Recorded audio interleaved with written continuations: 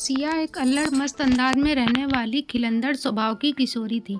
उसके मन में जो आता उस काम को बड़ी लगन से करती और जिसमें मन नहीं लगता तो नहीं करती, फिर चाहे कोई भी कहे। एक कान से सुनकर दूसरे कान से निकाल देती। उसका यही मस्त मौला अंदाज विमला जी मम्मी की चिंता का कारण बना हुआ था। जब वे अपनी चिंता सिया के भविष्य को लेकर अपने पति से बात करती तो वे इस बड़े हल्के अंदाज में टाल देते, बच्ची है, अभी समय आने पर सब समझ जाएगी, तुम तो फालतू में ही चिंता करती हो। समय के साथ स्कूलिंग पूरी कर सिया कॉलेज में आ गई, किंतु उसके मस्त अंदाज का उम्र से कोई संबंध न था। वह उसी तरह अपनी मस्ती में रहती। अब वह द्वितीय वर्ष में आ गई थी। विमला जी जब तब उसे जिंदगी की ऊंच नीच, परिवार की जिम्मेदारी समझाने की कोशिश करती रहे। कहती, अब तुम बड़ी हो गई हो, अपने व्यवहार को संयत करो, नहीं तो शादी के बाद तुम ससुराल में कैसे निभाओगी। वह हंसते हुए विमला जी के गले में बाहें डाल कहती, यदि शादी में ऐसे बंधना पड़ेगा तो मुझे नहीं करनी शादी वादी। मैं तो यहीं अपने मम्मी पापा के साथ ऐसे ही रहूँगी।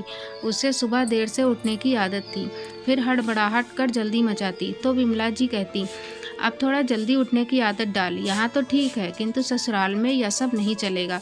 सबसे पहले उठकर सबके चाय नाश्ते का प्रबंध करना पड़ेगा। सिया अपने काम में लगी रहती। मम्मी की बात का उस पर कोई असर नहीं होता। देखते देखते ही उसकी कॉलेज की पढ़ाई पूरी हो गई। अब उसके लिए घर वर ढूंढने का काम जोरों पर था। रिश्ते तो बहुत मिल रहे थे, किंतु अधिकांश परिवार अभी भी वही दकियानुसी सोच के थे। विमला जी जानती थी कि सिया ऐसे परिवारों में खुद को स्थापित नहीं कर पाएगी, इसलिए वे ऐसे परिवार की खोज में थे जो थोड़ा आधुनिक एवं उदारवादी सोच का हो, बहू पर ज़्यादा कड़ा अनुशासन पसंद न करता हो। अब सिया को भी कभी कभी ससुराल की चिंता सताने लगी थी कि कैसे वहाँ रहेगी। उसकी 2-3 सहेलियों की शादी अभी कुछ दिनों पहले ही हुई। उनकी बातें सुन सुन वह घबरा जाती, किंतु फिर सब भूल अपने रूप में आ जाती। एक दिन विमला जी बोली, बेटा अब कुछ घर के काम भी सीखो, मेरे साथ रसोई में कुछ बनवाया करो, नहीं तो शादी के बाद ससुराल में क्या करोगी। बेटा तुम्हें काम नहीं आएगा तो वे लोग तुम्हें पसंद नहीं करेंगे, फिर पता नहीं वे तुम्हारे साथ कैसा व्यवहार करें। वह माँ के गले लगते बोली, मैं जैसी हूँ वैसी ही रहूँगी, अपने आप को शादी के नाम पर बदल नहीं सकती, जो होगा देखा जाएगा, इतनी भविष्य की क्या चिंता करना।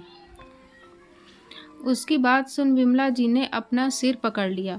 वे सोच नहीं पा रही थी कि इस लड़की को कैसे समझाएं। तभी उनकी देवरानी ने अपने रिश्ते का एक परिवार सिया के लिए बताया। लड़का इंजीनियर है और एक मल्टीनेशनल कंपनी में काम करता है, दिखने में भी आकर्षक है और स्वभाव का भी अच्छा है। पापा भी एक सरकारी उपक्रम में अधिकारी हैं, माँ भी स्वभाव की अच्छी है। इन लोगों को यह छोटा परिवार अपनी सिया के लिए उपयुक्त लगा। बात चलाई और दोनों परिवारों की सहमति बन गई। सिया और जय ने भी एक दूसरे को पसंद कर लिया। शीघ्र ही सगाई कर जल्दी हो शादी भी हो गई। सब कुछ 2 माह में ही हो गया। सिया अब थोड़ी नर्वस थी। सहेलियों की माँ की बातों को याद कर घबरा रही थी कि अब मैं यहाँ कैसे रहूँगी। जय से भी ज़्यादा परिचय नहीं था, केवल फ़ोन पर ही बातें हुई थी। पता नहीं वह भी कैसे स्वभाव का होगा। आखिर विदाई का समय आ गया और मन में घबराहट, ढेरों आशंकाओं से घिरी वह कार में बैठ गई ससुराल के लिए। घबराहट के मारे पूरे रास्ते वह सहज नहीं हो पा रही थी। जय ने उससे पूछा भी कि तुम्हें क्या हो रहा है, कोई परेशानी है क्या, किंतु वह क्या बताती। ससुराल से डर लग रहा है, अतः कुछ नहीं कहकर बात टाल दी। ससुराल पहुंचकर उसके कानों में सासू माँ के ये शब्द पड़े। कार का गेट खोलते हुए वे उतावली सी बोली, आजा बेटी, तुम्हारा मुझे बहुत इंतजार था। आज मेरे घर में बेटी की कमी पूरी हो गई। और उसे अपने गले लगा लिया। सिया को विश्वास ही नहीं हो रहा था कि सास बोल रही है या माँ। सारी रस्में पूरी होते होते समय हो गया। बीच बीच में उसके खाने पीने का ध्यान वे स्वयं रख रही थी।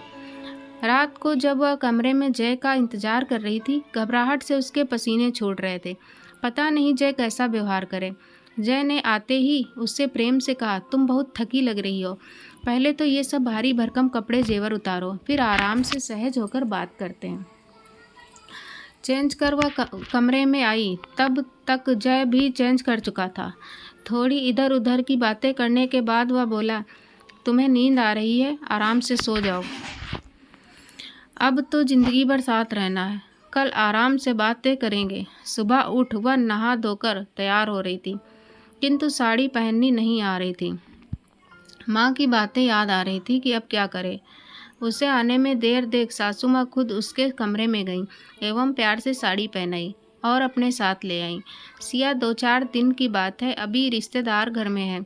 इनके जाने के बाद तुम आराम जैसे रहना चाहो, जो पहनना चाहो पहनना, जिसमें तुम्हें आराम मिले। सिया मन ही मन खुश हो गई।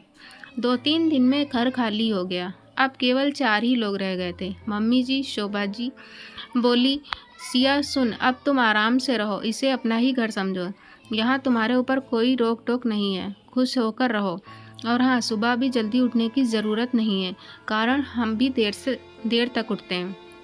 चाय नाश्ता टिफ़िन की कोई चिंता मत करना, कुसुम बना देगी। सिया सोच रही थी कि ये सब सच है या सपना। चौथे दिन उनके यहाँ किटी पार्टी थी। शोभा जी ने मोतियों का एक सुंदर सा सेट देते हुए कहा, पिंक वाली साड़ी के साथ पहन लेना, सुंदर लगोगी। सबके सामने मेरी बेटी लाखों में एक लगनी चाहिए। स्वयं उसे तैयार किया। आने वाली सहेलियों की आंखें सिया को देख फटी रह गईं। वाह शोभा, क्या चुनकर बहू लाई हो। सिया काम की सोच उठने लगी तो वे बोली, कहाँ जा रही हो। वो मम्मी जी, मैं खाना वगैरह का देखती हूँ, बैठी रहो, मैंने सब बाहर से ऑर्डर कर दिया है, बाकी का कुसुम सब संभाल लेगी। पापा बेटे के काम पर जाने के बाद दोनों सास बहू मॉल जाती, खूब शॉपिंग करती, थोड़ा बहुत कुछ खाती पीती, घूम घाम कर आ जाती। शोभा जी को गाड़ी चलाते देख सिया उत्सुक निगाहों से देखती। एक दिन शोभा जी बोली, चिंता मत करो बेटी, तुझे भी जल्दी कार चलाना सिखा दूंगी। हाँ मम्मी जी, मेरे पास तो स्कूटी थी, वही चलाना आता है। इतना अच्छा ससुराल पाकर सिया फूली नहीं समा रही थी। माँ की चिंता उसे बेकार लग रही थी। जब वह जय के साथ अपने घर मिलने गई, मम्मी पापा उसके खिले हुए चेहरे को देखकर सब समझ गए। कुछ कहने सुनने की ज़रूरत ही नहीं पड़ी। उनकी बेटी को खुशहाल ससुराल जो मिल गया था। आशा करती हूँ दोस्तों कहानी पसंद आई होगी। कृपया चैनल को सब्सक्राइब करना ना भूलें। जय हिंद दोस्तों।